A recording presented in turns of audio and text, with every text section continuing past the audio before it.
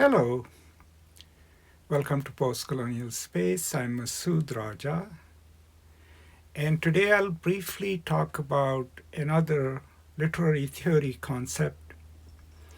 I just recently used it and explained it in one of my classes, and I realized that it might be good if I shared it with those of you who come to this channel as well.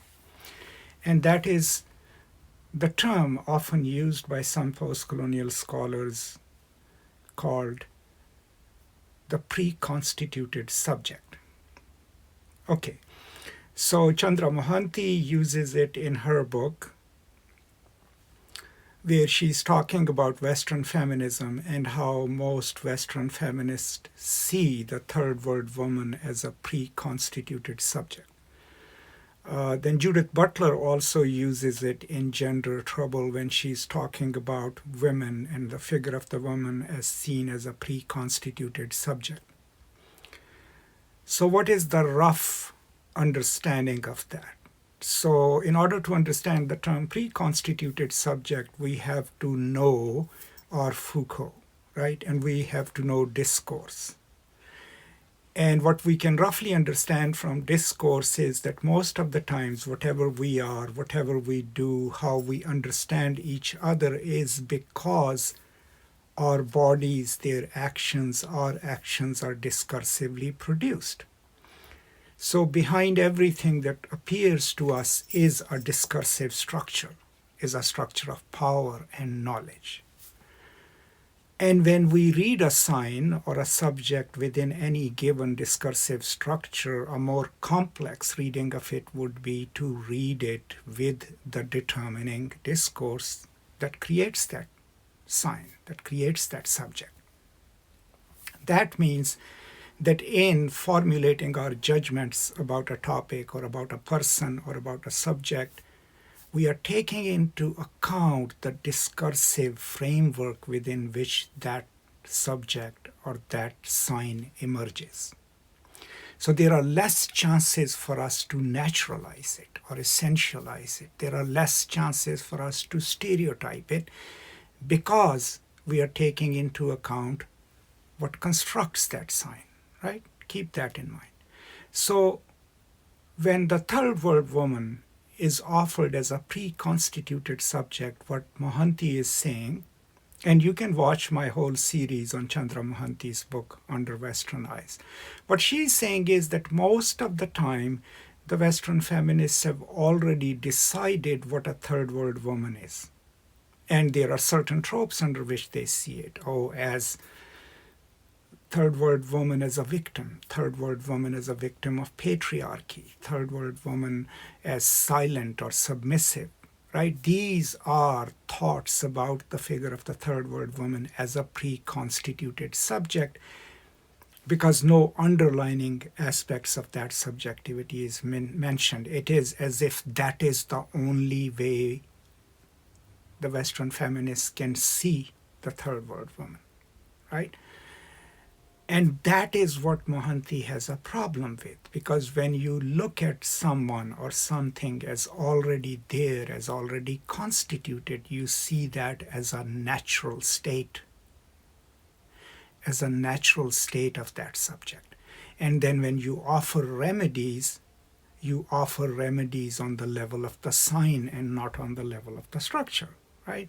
So a pre-constituted subject then is something that we should avoid, and that's the question we should ask ourselves if we are looking at a person from a minority group, right, from another part of the world, and if we have certain ideas about them already formed without even thinking about them or getting to know them, then what we are dealing with is a pre-constituted subjectivity. We are looking at them as if they have already appeared to us as we thought of them. And that is dangerous, and of course that is unjust to the marginalized subject.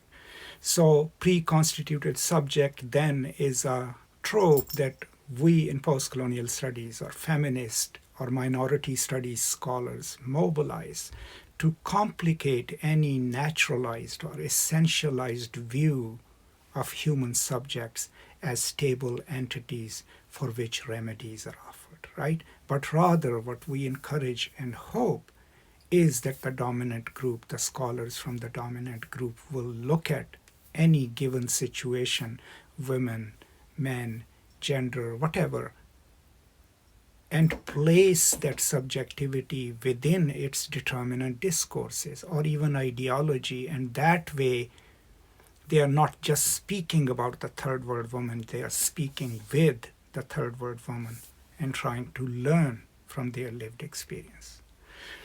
Now, since I'm taking courses on design thinking and user-centered and human-centered design, there is, of course, implications of this way of thinking in the material world of commerce and trade and capitalism as well. So if you make the mistake of thinking of your users as pre-constituted, if you're a designer or if you're a businessman, then you will come up with products and things that you think will be wonderful and that those users would love them because you made the mistake of thinking of them as stable entities and you didn't put in the extra effort to learn their needs, to learn their context of use, because that would have enabled you to construct something or make something that they actually wanted, right? Or you would have built something that incorporated within it how they want to use it, right? What is their context of use? So this idea of pre-constituted subjectivity then isn't just a theoretical concept. It's something that has implications both for you and me and others who do humanities scholarship. It has implications for ethnographers. They can go into a culture having already formulated what a certain tribe is and then just confirm them. Or they can go in there with an open mind, with open-ended questions, observe, learn from the community, and then say, this is who these people are according to my observation, according to their stories that they have shared with me. That's the difference.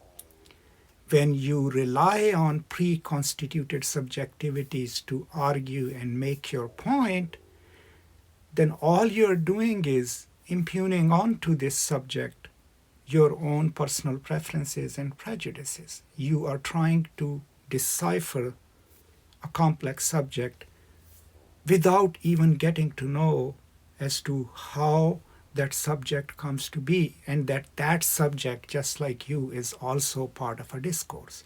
And without understanding that discourse, you cannot have an opinion about it. And this problem you will see in American Academy, right? You'll run into scholars and professors who have opinions, right? They have opinions about fields of study. They have opinions about how literature ought to be taught, and it has implications, right? If I go and visit your class and you're a graduate student, right? And if I have a view of what literary studies is, then I will judge your actions according to that matrix, because I'm considering that what I believe in is the right way of doing things. The only way I can do justice to your praxis and your practice is by actually figuring out what is the context of your use. How are you constituted as a person who's taking 9 hours of classes and then teaching first-year writing? You're not trained in that, right? If I imagine you to be a teacher fully constituted, then I'm also imagining that you know everything and you have the time to prepare and deliver all those things. My judgment would be different. I once heard a person say that, I went and observed this person's class, but I wish, they would discuss the stories more and not the politics and all. Well, there is nothing wrong in having that view, right? But this person had gone and observed a class where the professor was teaching a certain historical event that had impact on people's lives, and most of that impact was political. So the works that came out of that were political in nature. They were social justice works.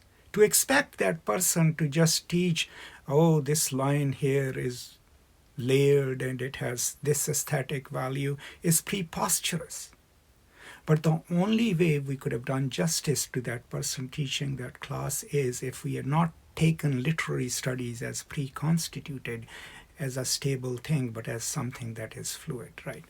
So overall, to sum up, anytime someone mentions the term, oh, so and so is treating this person or this constituency as pre-constituted, what they mean is that they are not looking into the existential and discursive circumstances that produce a subjectivity like that. And the danger in that is not doing that could cause you to stereotypically read a person or assign certain values, tropes to a human subject that are based in naturalized views, based in stereotype and maybe your own prejudices, right? And that is why dealing with human subjects as pre-constituted subjects is not a good thing to do in literary studies, but also in design, right? So that's all. I hope this was useful to you. Please let me know what you think. Please let me know if you have ever encountered something like this. And if you have any suggestions, of course, I'll be happy to read them and respond to them. That's all. I hope you're taking care of each other. Please continue to do so, and I will now see you next time. Until then, as always, peace and love.